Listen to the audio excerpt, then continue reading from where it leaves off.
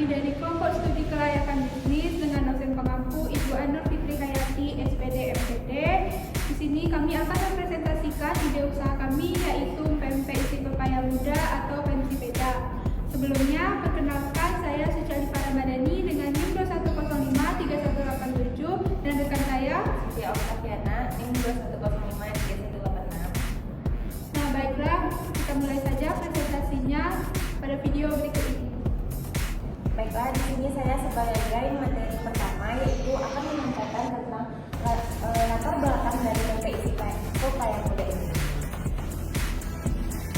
Pempek isi pepaya muda merupakan hidangan inovatif yang menghadirkan perpaduan unik antara kelezatan pempek tradisional dengan manfaat kesehatan dari buah pepaya. Kemunculan diterbitkan oleh beberapa faktor menarik, di antaranya tren makanan sehat dan inovatif, kesadaran masyarakat terhadap gaya hidup sehat semakin meningkat. Selanjutnya yaitu ada aspek hukum, di mana aspek hukum ini adalah surat izin usaha perdagangan atau yang disebut dengan SIUP.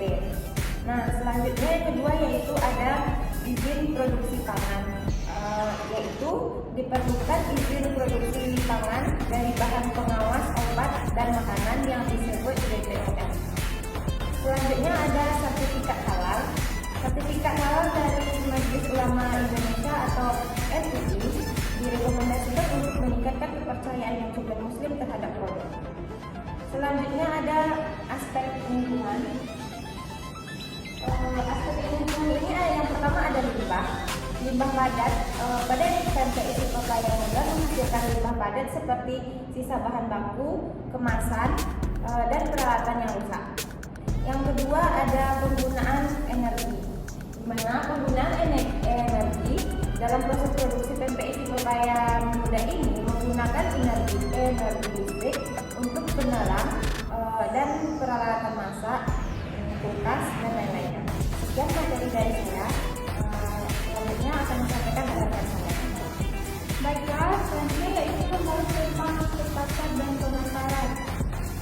Dimana yang pertama yaitu analisis pasar kualitatif. Yang pertama yaitu permintaan produk.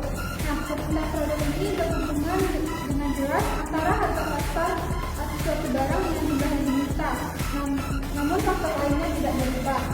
Permintaan adalah kondisi di mana suatu jumlah yang tersedia dibeli selama periode waktu tertentu merupakan fungsi dari komoditi, pendapatan, harga, dan citra rasa pembeli.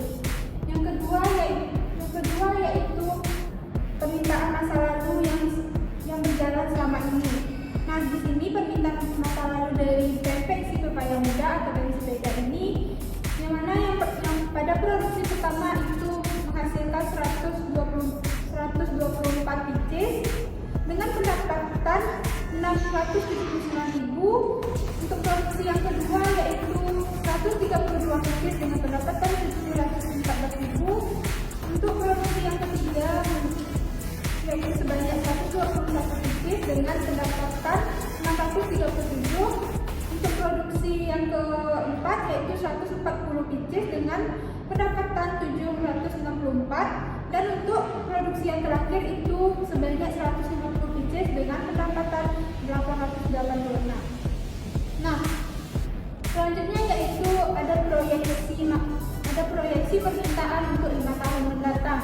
Dengan perkiraan Pensipeda ini untuk 5 tahun mendatang yaitu pada produksi di tahun 2025 diprediksi akan memproduksi 4.566 pieces dengan jumlah pendapatan sekitar 25.260.000.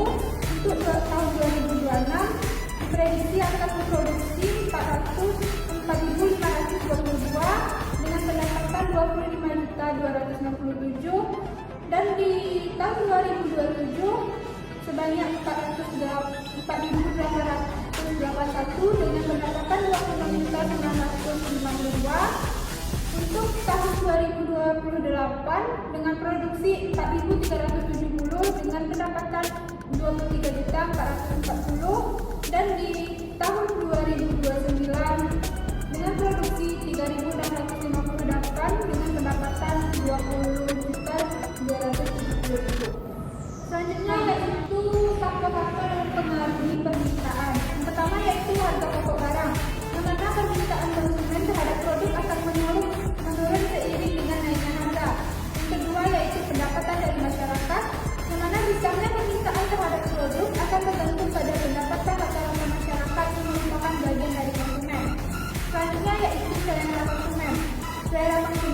yaitu variasi selera konsumen yang mempunyai dampak yang signifikan terhadap permintaan. Selanjutnya yaitu analisis pasar, analisis segmenting, targeting, dan positioning di pasar. Yang pertama yaitu analisis segmentasi. Analisis segmentasi untuk produk Pensiveda ini akan melibatkan pemahaman tentang pasar dan konsumen membeli berpotensi membeli produk tersebut. Selanjutnya yaitu analisis segmentasi, yang mana dengan menggunakan data-data yang terkumpul untuk mengidentifikasi segmen-segmen pasar yang berbeda berdasarkan variabel segmentasi yang ditentukan. Selanjutnya yaitu analisis targeting. Analisis targeting dalam konteks produk Pensiveda ini akan melibatkan penentuan segmen pasar yang paling menarik dan tepat untuk ditargetkan oleh perusahaan. Selanjutnya yaitu analisis positioning. Analisis positioning adalah suatu aktivitas yang dilakukan untuk merancang produk serta strategi marketing agar memiliki kesan tertentu di pikiran konsumen. Selanjutnya yaitu aspek manajemen dan sumber daya manusia. Yang pertama, analisis penjadwalan proyek. Analisis penjadwalan proyek kami akan dimulai dari pukul 7 pagi sampai pukul 9 pagi, yang mana dimulai dengan pembukaan persiapan kami di awal, dan pada pukul 9.30 akan dilakukannya proses penggorengan, dan pada saat sore hari kami akan melakukan proses penangkaran. Selanjutnya yaitu analisis kebutuhan tenaga kerja. Tenaga kerja yang dibutuhkan dalam pembuatan pempek supaya muda ini, kami akan mengambil sebanyak 3 orang, di mana masing-masingnya memiliki pekerjaan yang akan ditentukan. Pertama yaitu menyiapkan pepaya muda, dan dilanjutkan dengan pengambilan tepung terigu, hingga untuk pekerja yang lainnya bertugas untuk menggoreng dan mengemas pempek tersebut. Selanjutnya yaitu analisis kemampuan memenuhi kebutuhan tenaga kerja. Untuk saat ini kami sudah mencukupi tenaga kerja dikarenakan pesanan yang tidak terlalu banyak.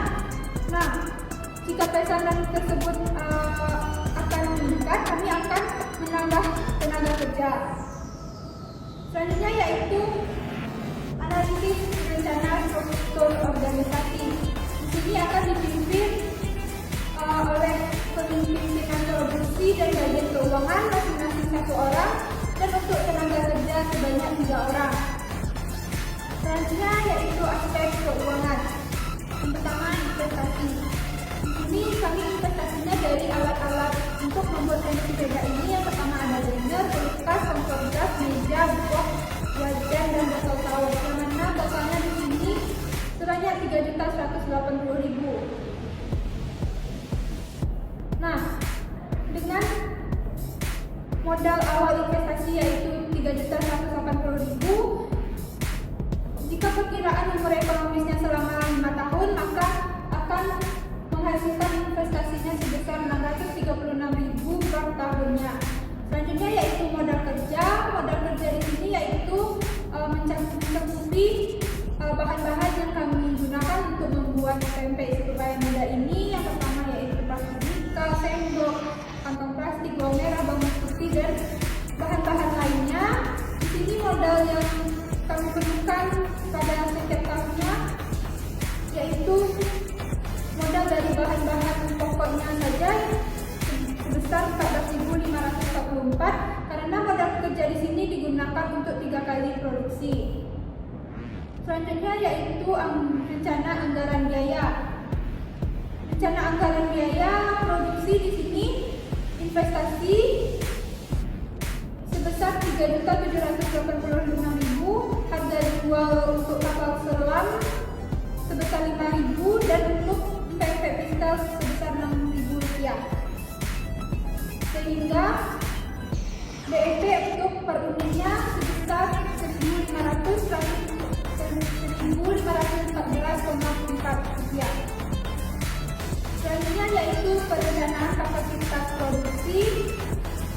Perencanaan kapasitas produksi yang pendapatan per tahunnya diperkirakan akan rata-rata di harga 25.260.000. Selanjutnya yaitu investasi payback periode.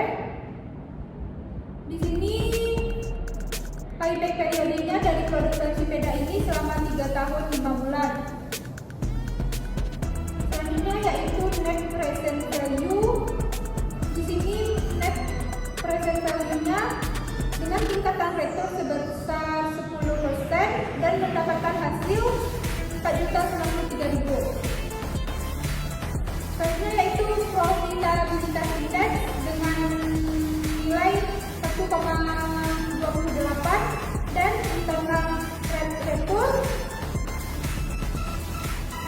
sebesar 0,60%.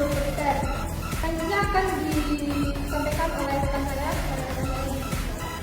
Baiklah, di sini saya akan melanjutkan materi tentang aspek hukum, ekonomi, sosial, dan politik. Di mana aspek hukum PMP Isi Papaya Muda ini tidak memiliki hak cipta atau paten karena usaha ini belum berlangsung lama dan tidak rutin dipasarkan.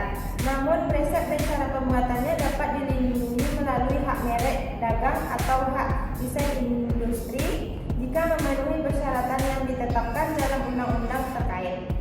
Nah, yang kedua itu ada aspek ekonomi, di mana PMP Isi Papaya Muda ini menjadi peluang ekonomi yang menjanjikan bagi pelaku usaha kuliner. Hidangan ini memiliki rasa yang unik dan lezat, serta bahan-bahan yang digunakan adalah bahan yang sehat.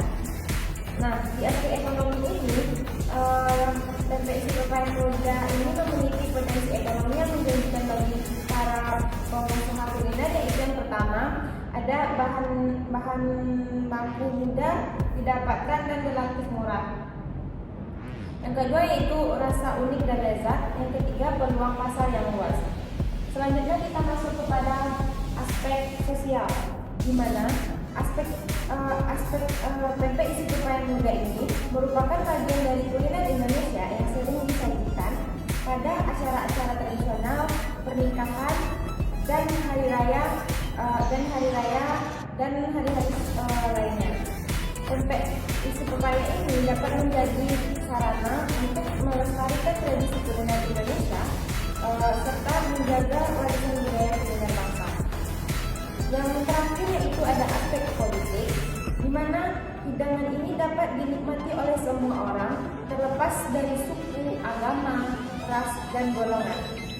PMP Isi Papaya Muda juga dapat menjadi media untuk mempromosikan budaya Indonesia kepada dunia internasional. Pemerintah dapat mendukung pengembangan PMP Isi Papaya Muda dengan memberikan pelatihan kepada para pengusaha kuliner. Mungkin hanya sekian materi dari kelompok kami.